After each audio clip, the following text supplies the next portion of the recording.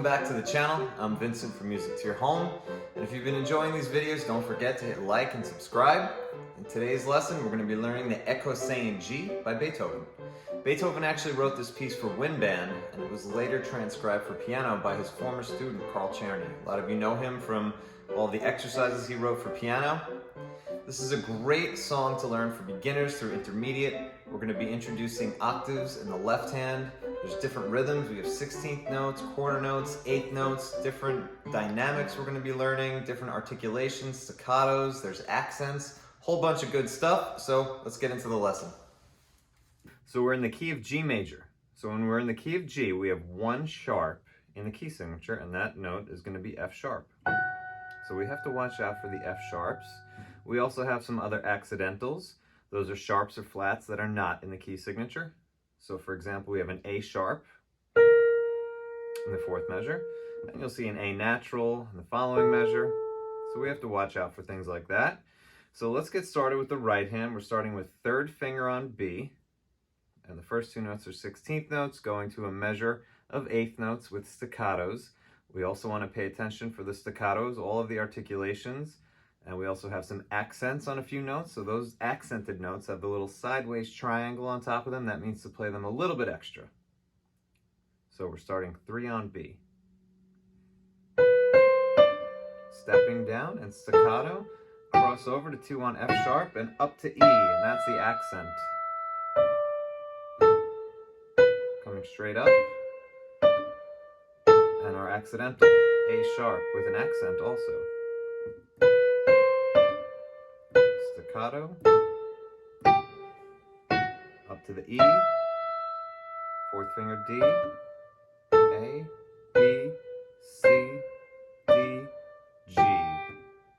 Okay, now we're going to repeat. That phrase repeats back to the beginning.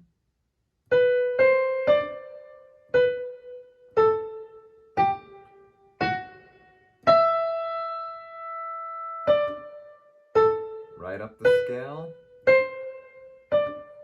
And here's our A sharp.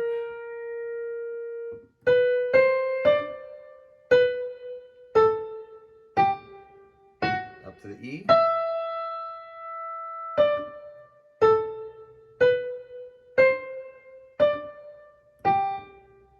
Okay, let's take a look at the left hand for the first section. So we're starting with G, and then we go to B, D. So it's a broken G chord for the first measure, and the second measure is really like part of a D7 chord, and you'll see the next measure also, except we're adding in the F sharp.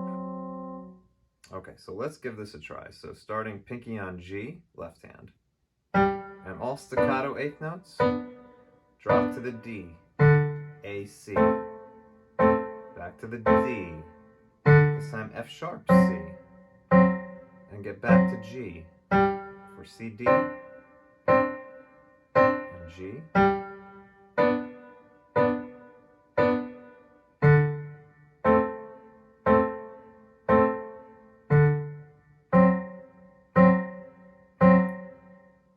then D, G. Okay, let's try that again. So back to the beginning, just the left hand. And we have our broken G chord. Drop to D, A, C. Back to D, and F sharp, C. Then G, C, D. Keep them short and staccato. It's just a repeat. Same thing going on here. F sharp, C.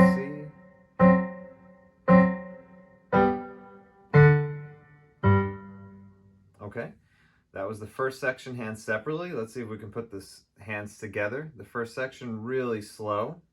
If you're not ready to do that, go back and practice the right hand and the left hand separately until you're comfortable to get to this point, which is putting the first section hands together. So we're going to go slow.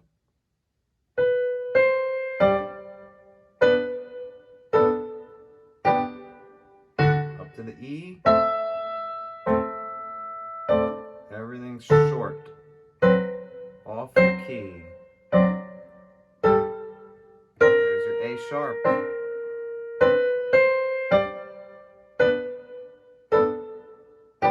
cross over to F sharp, right hand, up to the E.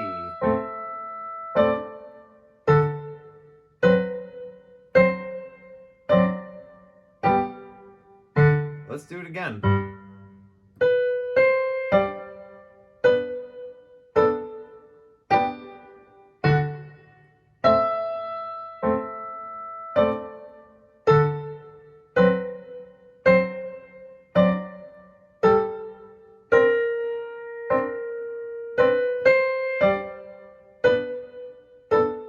Cross over to F sharp.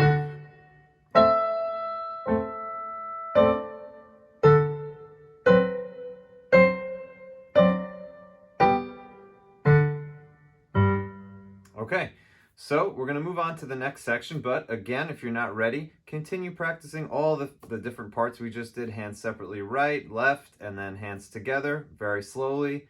Then see if you can speed them up at your own pace when you're comfortable. Otherwise, let's move on to the next section. We're with the right hand, starting on A, thumb on A. And we have a forte section here with a little crescendo buildup. You'll see the dynamics. There's a crescendo. Little chord here, A, C. 16th notes. Same exact material here. Getting louder on each chord.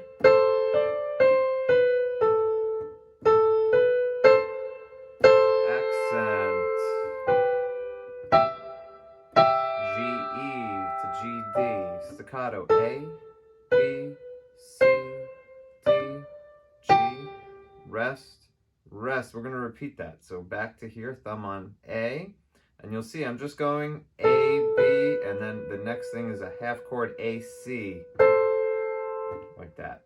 So that, again, is... And for the 16th notes, we start with that, and we move quickly like that. And then the phrase starts over. It's louder on each one of these eighth notes.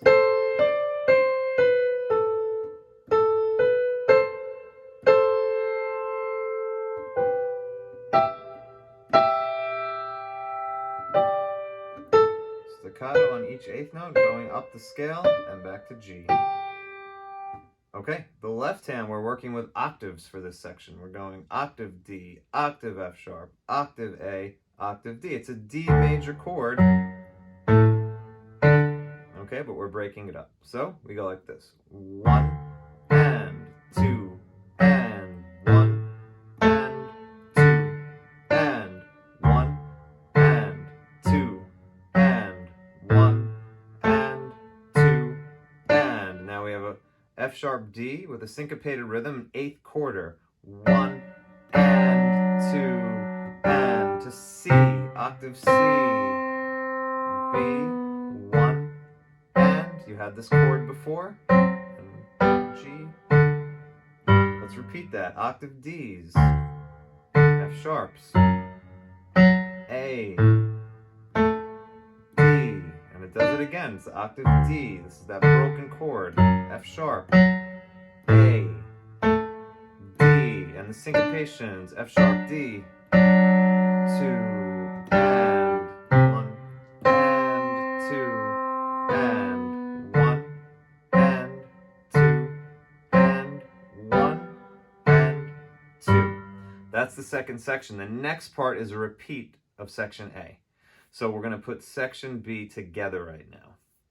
Starting with A on the right hand, octave D in the left hand. Remember to keep everything staccato. Unless it says to slur.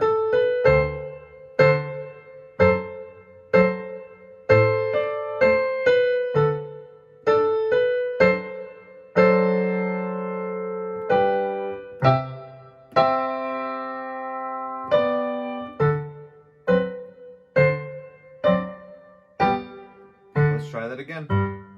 A little slower.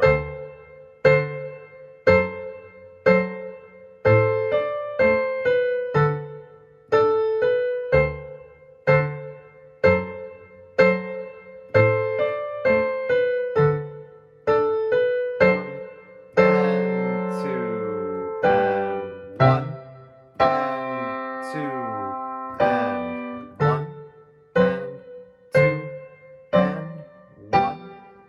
this brings us back to the repeat.